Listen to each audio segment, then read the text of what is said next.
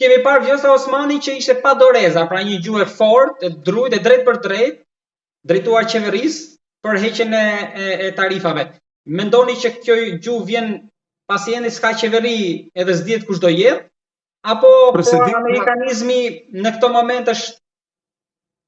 Presidentja si zakonisht po vonohet. Andaj nuk i arsyetoj këto vendesa. Në gjitha vendimet që kohëve të fundit i kanë ndërmarrë, edhe kur ju ka tërheq qeverisë vërejtjen se po lund bixhoz me interesat e shtetit, është vonuar.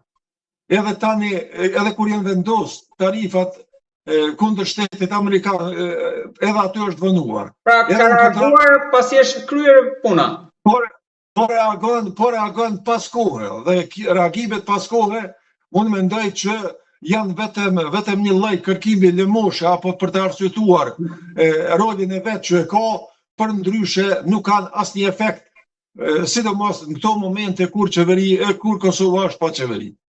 Por kush do të jetë kryeministri i ri? Kryeministri i ri me gjos do të ketë zhagitje, do të ketë shtyrje të zgjedhjes së kryeministrit edhe qeverisë së re, me qenë se ka probleme theksuara në kompet partijake, të cilat kanë qenë rënd të provokuara në fund procesin zgjedhor të vitit 2014, shkurtit vitit të këtij viti, edhe provokimet e mëdha, fyrjet, sharjet, të cilat kryeministri aktual ja ka bërë opozitës, po e vështërsojnë tani themelimin e koalicioneve të cilat do të mundsonin një qeveri me afat më të gjatë. Përndryshe, edhe po të formohet një qeveri, do të jetë afat shkurtër mas shumtit deri në zgjedhjet lokale të cilat priten të mbahen në muajin tetor, atëherë kur kryeministri ka qëllim të bashkojë zgjedhjet e përgjithshme me zgjedhjet lokale, në mënyrë që të përfitoj nga autoriteti i tij që e ka në popullat, përfitoj edhe ndonjë komunë tjetër apo t'i marrë shumicën e komunave edhe ta marrë dhe pushtetin lokal në emër të pushtetit të përgjithshëm. Pra ta bëjë referendum.